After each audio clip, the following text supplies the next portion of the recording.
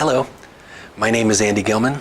I'm the director of the Agora Foundation, and today I'm having a conversation with Paula O'Reilly, Vice President of Thomas Aquinas College and co-founder of the Agora Foundation, about an upcoming seminar, December 1st, and it's on the first 25 chapters of the book of Genesis. So we want to talk about what's the value of reading Genesis now, if you're a believer or non-believer, what's the function and why would we call this a great work? We hope you enjoy it, and if you want to register for the seminar, please visit agorafoundation.org to find all the details. Thank you. One question, like I asked you before, what does somebody get out of reading this book, or why would you consider it great? Okay, well, one thing I would like to start off by saying is our approach at the Agora Foundation is not to expect that we are going to have an audience of believers, whether they're Jewish or Christian or whatever the faith might be. This will be a conversation about a book that's open to all. And it's my view that the Bible in general, and Genesis in particular, has a great deal of wisdom contained within the pages.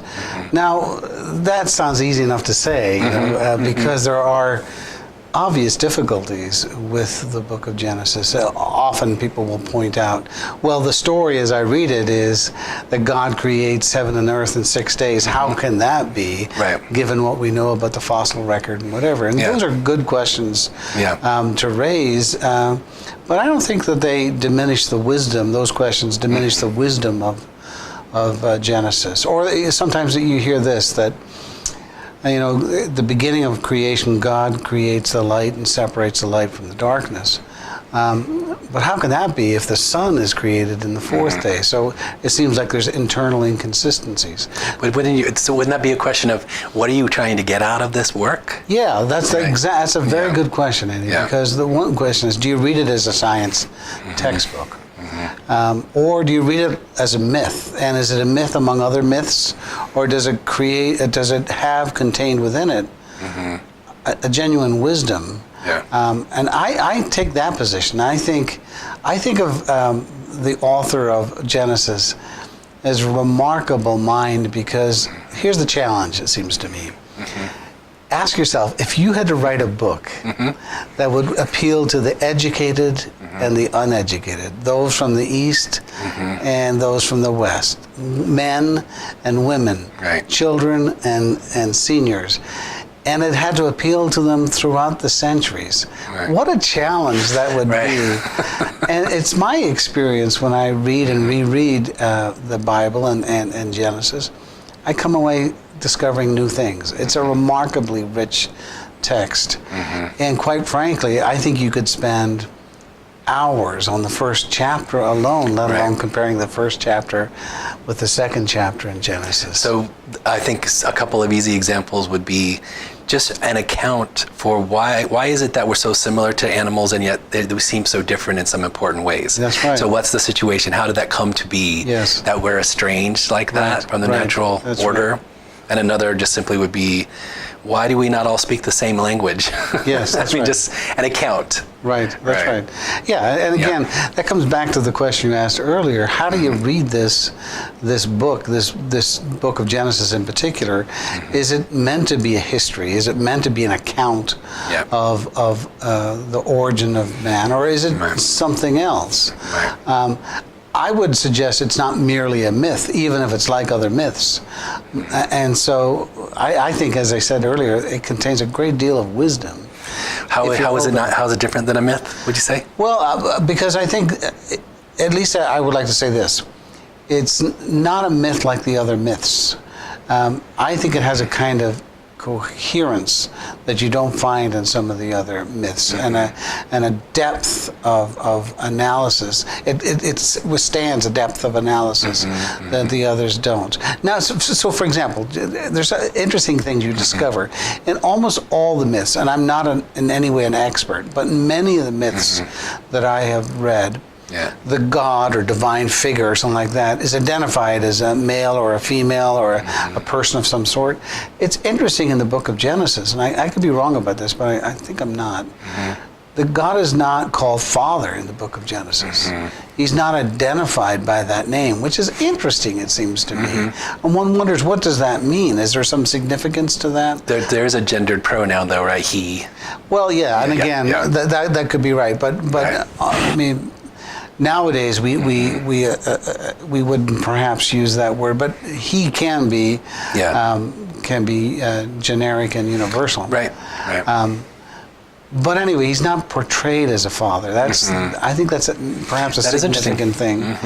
And although again, there's a lot of parallels, it seems to me a real careful. It bears reading and rereading, and those rereadings bring out doctrinal matters. I would say truths that are perennial. Yeah. And so the challenge, and I'm open to be corrected on this, but the challenge is, would you find those same truths in the other myths? Right. So that's one thing, at least as a reader myself, I find endearing about the book of Genesis. Yeah. I mean, I guess you could extend that to what are thought of as sort of sacred religious texts in general. They do suggest that you can keep pushing and pushing, and you'll keep finding more the more you look. I think that's right. Right. I think that's perfectly fair. Yeah. And now the other thing too is the characters. Of course, the characters. We'll be reading the first 25 chapters of Genesis for our seminar, Right. And of course you can't ignore Abraham. We'll read up to the death. And that's where it Abraham. ends, right?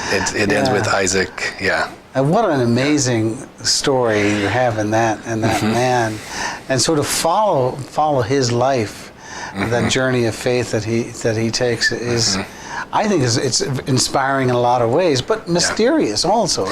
Well, to your point, I think if I remember correctly, it's the actual account of going to the mountain is maybe 2 pages at the most, but then you see people write whole volumes about those 2 pages. Isn't that, yeah, so it's incredible. We've read Kierkegaard in the Agora seminars, and it's wonderful, his analysis of that one story, and wondering why could it not have been this way or that way, and so you're right, that goes to show the kind of the depth of that story and that life. So just to say, going back to the beginning, the estrangement that we feel that Genesis tries to account for, the way it does it though, besides, for example, our difference is that we have this knowledge of good and evil now, which is, we don't see that in animals, right?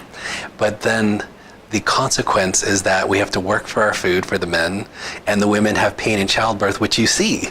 Yeah. Right? If you raise animals and you see the animals be born and you say, they don't seem to have pain the same way. Yeah. And so you ask, well, why could that be? And you could say that it's this incredible account of what a kind of a physical anthropologist might say later, which is whether we got more protein or whatever the situation was, our heads are unusually large. Right. And so you say, boy, they had this figured out a long time ago. That's right.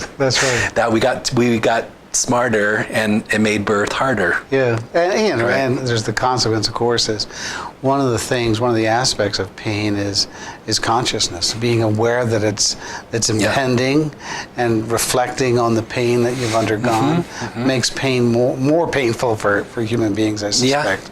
Yeah. And it makes it meaningful to you, like your suffering's meaningful if you understand it. Well, yeah, talk to any mother and that's what she will tell For you. sure. Yeah, that's right.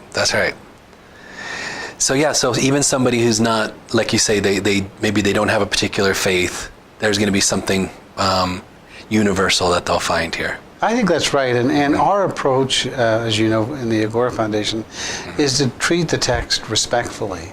So not to obfuscate things by bringing in history or something like that, but just take the text at face value.